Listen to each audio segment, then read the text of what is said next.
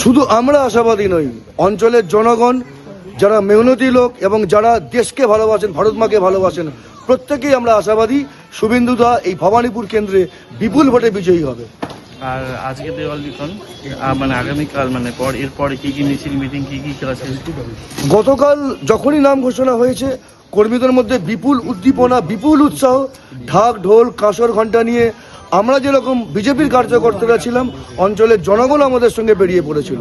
এরপরে শুভেন্দুদা যেরকম আমাদের নির্দেশ দেবে, আমরা কার্যকর্তারা তার নির্দেশ পালন করবার জন্য আমরা তৈরি। একটা বিরাট মাপের ফাইট এখানে হবে। মমতা বন্দ্যোপাধ্যায় এখানে বিপুল ভোটে পরাজিত হবে। গিয়েছিলাম ওনাকে জানাতে যে দেখুন এবার কি এসেছেন, বাঘ এসে গেছে, রয়্যাল বেঙ্গল টাইগার এসে গেছে, আপনি এবারে যা পারেন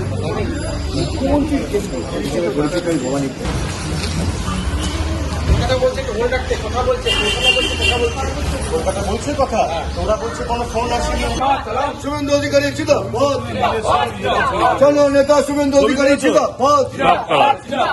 জননেতা, শুভেন্দু অধিকারী ছিল বাংলার বাঘ, শুভেন্দু অধিকারী ছিল ভবানীপুরে জিতছে কে? ভবানীপুরে জিতছে কে?